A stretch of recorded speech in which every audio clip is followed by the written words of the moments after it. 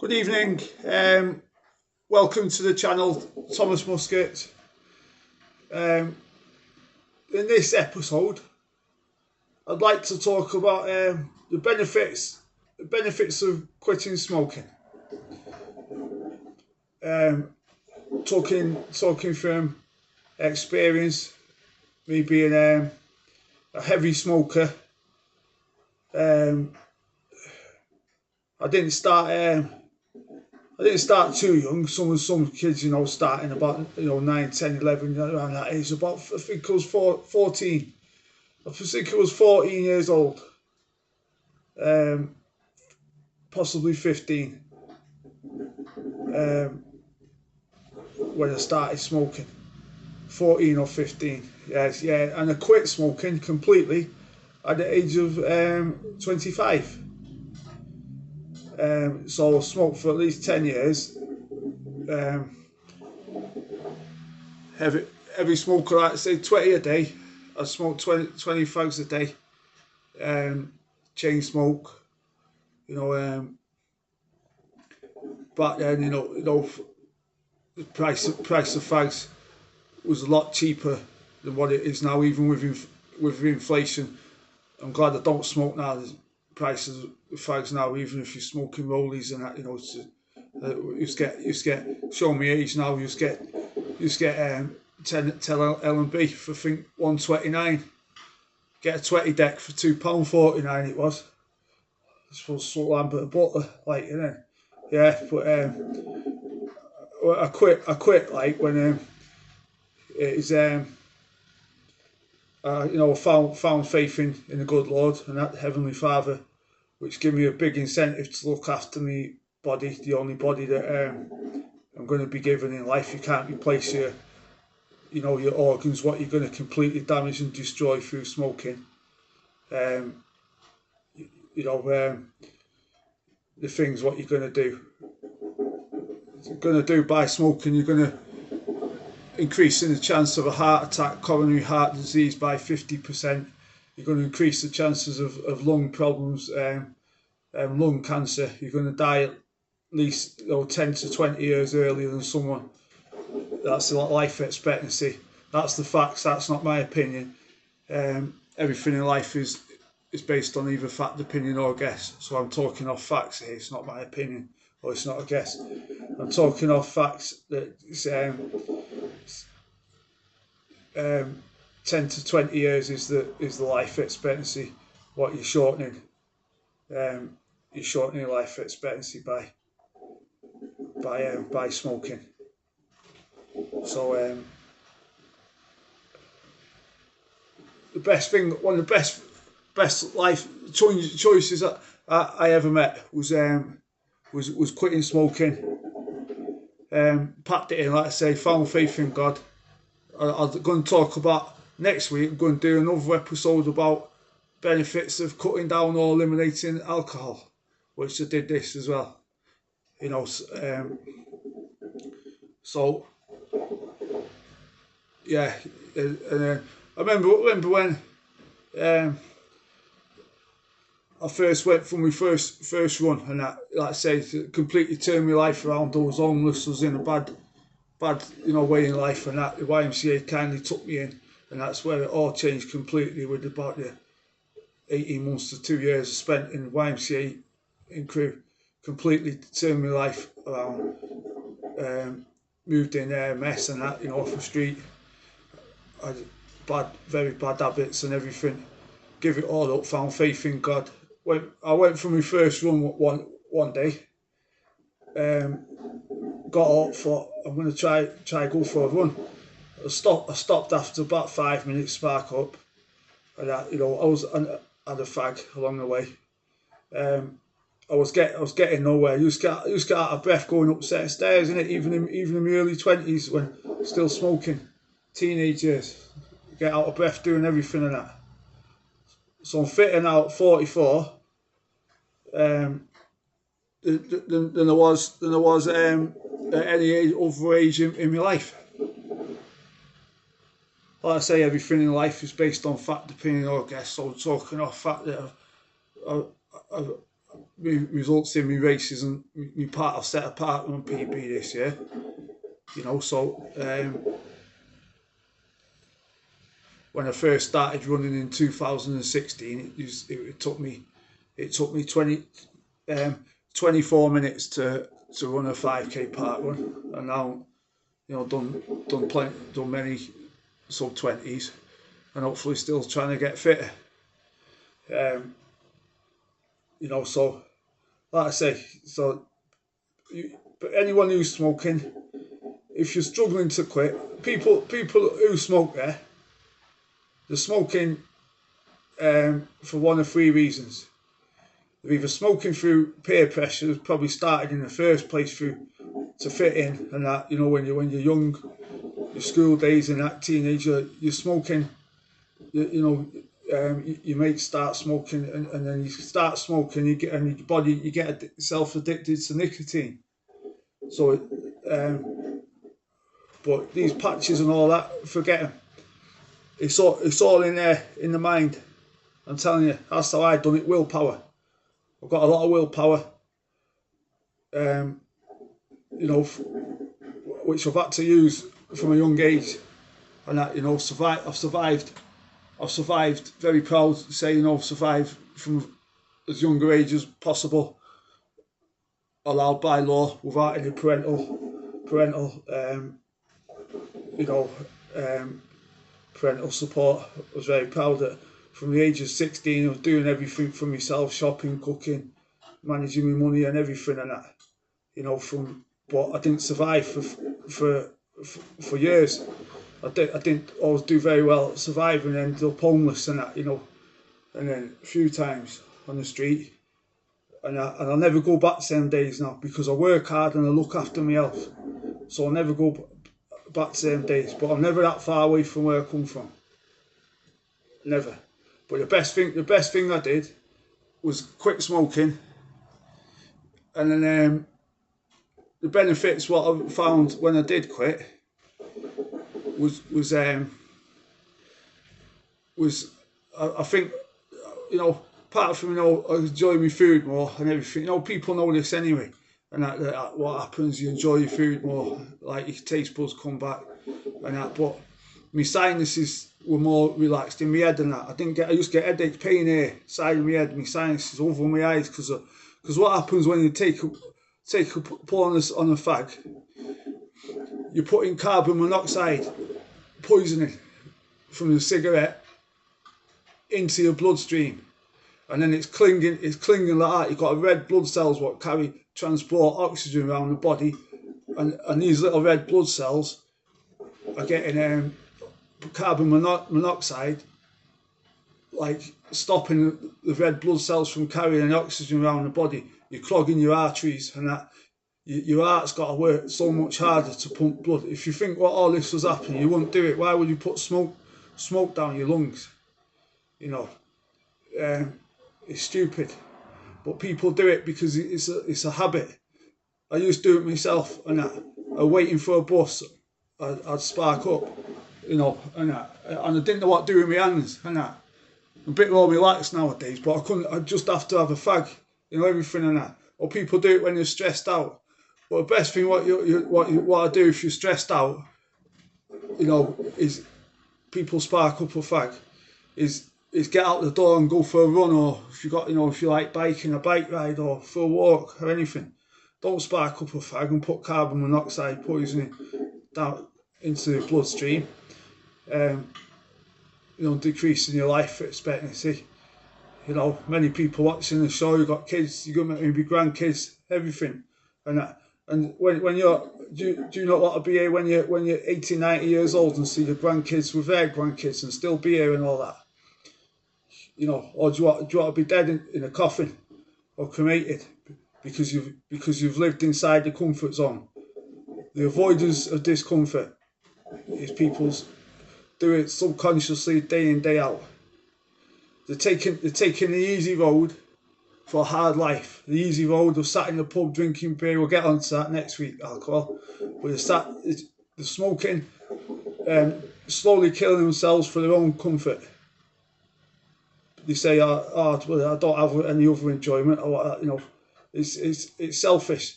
Not only are disrespecting the body that God gave you, you're not, you know, you're decreasing the chances. You might get lucky and not catch cancer and not have an heart attack. I could have an heart attack out running, but when I'm stood in front of the Heavenly Father, will I be able to tell him that I've done my best in the end? Since the age of about 23, 24, have I done my very best to take care of my body out of respect for the good Lord for putting me here? Of course I can. If you smoking 20 a day like I did, and then you're going to expect sympathy when you've got cancer, self-inflicted, you know, you're only yourself to blame. So, you know, so peer pressure, low self-esteem, people smoke for that reason and that, because if you really loved yourself, if you know, you won't want to put, if you love your car, yeah, you don't put shit down the car, do you? You don't clog it with things what shouldn't be in there. You look after the car because you love it, and your body's your car. You only get one, you know. So you've got to put the right things inside it, and you feel better. You've got more energy. Your circulation improves. You know, your breathing. You feel. I know because I've done it. I've been there. So, and the other reason, the third reason why people smoke, the third reason is they want to quit, but they can't do it because they haven't got the willpower. So just take one day at a time. Don't get help with patches and that. Reward yourself. The money what you want to spend on fags, put it away in a pot and save up for an holiday or something, or treat yourself. You know. So these are the benefits what you're going to get from quitting smoking. Stop putting carbon monoxide poison and nicotine down your lungs and that, you know. So do what I did. I feel better every day. You take the easy road for the hard life, smoking fags, you know, for your own comfort. That's all it is, just for your own nicotine rush, the temporary thrill you get by, you know, putting the nicotine inside your body. So you take an easy road for the hard life. You're going to end up in hospital, hospitalisation and early death. Or do you want to take the hard road of getting out of the comfort zone, get yourself fit, make the right food choices, and stop putting shit down your body? So take the hard road for the easy life. I've not got a doctor's and I've not been in hospital apart from when I got assaulted and when I got jumped on my push bike on Eddleston Road in Crewe, and I had to stay in hospital, and that's all. That's the only time I've ever had to spend a night in hospital. So, like I say, get out of your comfort zone. You're only smoking for your own comfort. Take the hard road for the easy life. Everything in life becomes easier. Better circulation. You can breathe so much easier. You've got more energy. And then you're not going to, you know, like I say, you're decreasing the chances of coronary heart disease and lung related diseases by 50%. I can't fit for anything else a lot. I'll probably, as usual, when I switch off, I think, oh, I wish I would have said this and that. But you know, it's just you know, so that's just about it. So just before, you know, you'd never see me when I smoked and that. I had no confidence in that because I didn't keep fit. So when you train hard and that, you know, if you think I'd never take my top off, nothing. And now I'm very proud showing physique. I have what I worked very hard at, you know, since I started training in 2006. 44 years old, and I'm fitter now than I've ever been. I've taken the hard road for the easy life. I've got out of my comfort zone. I've had the right food choices. We're not go down about food. We've talked about that before. We'll talk about cutting back or eliminating alcohol completely in the next episode.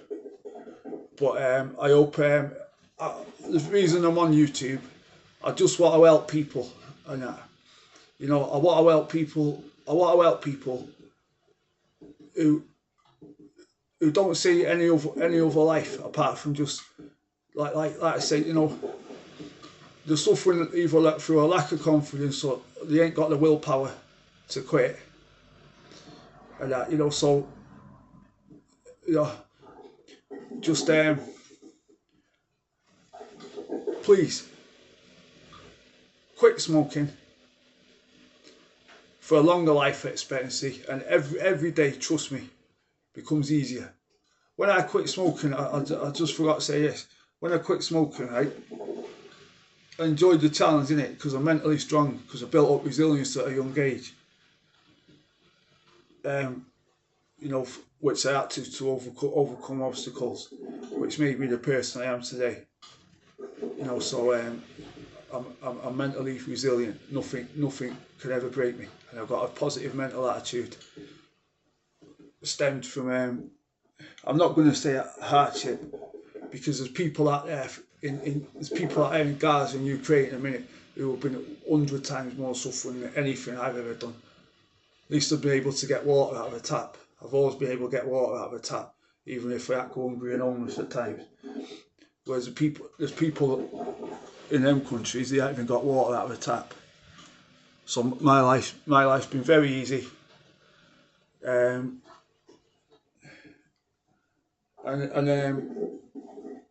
compared to these people. So like I say, you'll be better off financially. That comes second. Your health comes second, but you're going to be a lot better off financially as well. When you think what you spend, you know, I spend a lot on competing in my races and that. You know, probably spending hundreds and that. You know, on my Spartan races and obstacle races. I like doing that now. You know, with the travelling and everything, what comes with it and all that. You know, but when you add it up, if I just sat here smoking all day, slowly killing myself for my own comfort, is the money that I'm spending on fags is nothing compared to the money what I spend on doing something beneficial for my health, and that. So there's so many benefits. My fingers, my nails used to be yellow, yeah, and the stink of fat. I was sniffing like that. I can remember it now. Pardon me, and it'd be just stink of yellow, and that stink of smoke. I mean, it'd be yellow, and that. So yeah, just it's the best thing I ever did. And I can't stand smoke now. If someone's smoking, I stay away from the smoke because I don't want to breathe that carbon monoxide poisoning. Every time you have anyone who's watching you smokes, every time you have a pull of that cigarette, you're putting carbon monoxide straight into your bloodstream, and you're not going to be able to see your grandkids and great grandchildren grow up unless you're somehow very lucky. Like I say, I could die of an heart attack out running, but I'll be able to stand in front of good Lord and tell him I did my fucking best in it. When these people that are smoking, how can they say when they face to face in front of our Creator that they've done their best to look after the health, and the reason that they've passed over early is because they've put carbon monoxide poisoning. Would you go behind a car exhaust and put your mouth around it and suck all that shit in? What's coming out of a car exhaust? you wouldn't do it, would you? Because that's not much worse than what you're doing by putting a cigarette in your mouth. So if you want to quit and you're struggling to find the willpower, just take one day at a time. Just take one hour at a time. The hardest thing you'll find is when you wake up in the morning and you're getting that craving for nicotine, or if you've had a drink or something to eat. But just find that strength to do it. And when you're still here at 90 years old and your great grandchildren are running around you, and you look back and you think, I'm glad I quit smoking 50 years ago, because I probably won't be here today to experience this happy moment of the great grandchildren running around you. You know, so I mean, anybody who's like, you know, most of us are working and that, going to be retiring, you know, in the 60s, you know, at some point, aren't we all? You know, I've only got 20 years left myself. And do you want to work hard all your life, and then suddenly at 60, you find out you've got lung cancer and you've got 12 months to live because you decided to live inside the comfort zone of putting a carbon monoxide stick inside your mouth? You don't want to do that, do you? You want to work hard until you're in your 60s, and imagine not having to get up and go to work one Monday morning, and having 20, 30 years to enjoy your retirement, you know, the money, the pension, what you've saved up through working hard, and that, and be in good health, staying out of hospital. You know, so trust me, it's worth it. And if anybody wants any help along the way, also, you know, drop me a message. I'm on YouTube, or if anyone watching's got me on Facebook, you know, drop me a message, and I'm happy to help any way I can. I don't get anything from it apart from if I can improve people's lives by getting them to quit smoking and get fit. Because if you quit smoking and then decide at the same time give yourself a goal if you want to get fit as well, it'll give you a big incentive to be able to quit. You know, because you want to get fit. Sign up for a race next year. Anything, even a little 5k or local 10k, and make sure you want to quit smoking, and go and do this race. Because if you've got a race on the calendar, you're gonna want to look after your health and put the work in. Quoting a phrase from the legend, the CEO and founder of the Spartan race, Joe DeSena: put a race on the calendar and you'll put the work in. So yeah, so I hope this video's encouraged anybody to want to quit and to try and quit, and forget what other people are doing and that. Even these vapes, yeah, they're no good neither. I don't even know what's in them, to be honest. I don't know, but you're still putting smoke. You're still putting smoke down your lungs, aren't you? You know. So find something else to do to get a kick out of. You know, get yourself a treadmill or an exercise bike in the house if you haven't got the confidence to go to the gym. Do what I did. Start off by putting some empty bottles of water, because I didn't have the confidence to go to the gym because I couldn't even bench press the bar in 2005 or 6, 20 years ago. So I got myself some. I put some water in a plastic bottle and just used to curl like that. And I'd go for a run. People don't know this, right? When I first started, I tried to go for a run, and then I'd go get up and go in the middle of the night, because they what people see me, and I didn't have confidence in it. So that's why first time every year, make sure of those first time at start, you know, each year. I'm very proud now. I'm making up for lost time, but I wouldn't then, when nobody would be able to see me physique. I'm very proud of physique, what I work hard at. So like I say, if you've got a Ferrari, you don't leave it parked in a garage all day, would you? So why not show it off? I'm not like what I come across as some chauvinist big head enough for him. Not. I'm just very proud of the work I put into my physique, and that. So you may as well show it off, haven't you? Anyway, I'm rambling on a bit too much now, as usual. And that. So Thomas Muscat,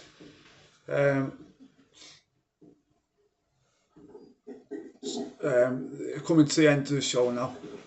I didn't want to just switch off too soon in case there was anything else what I forgot to mention. So yeah, to what we're going now, 26 minutes. We'll call it a day now.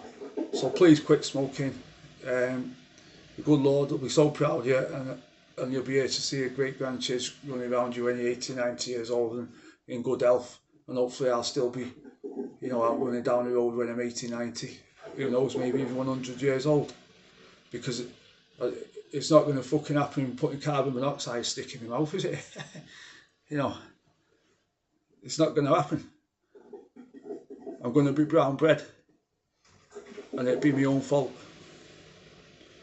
So, like I say, best thing I ever did, and I'll never go back to putting the cancer stick in my mouth again. Right. God bless everybody. Thank you for watching. Thanks for tuning in. Our next episode we'll do about the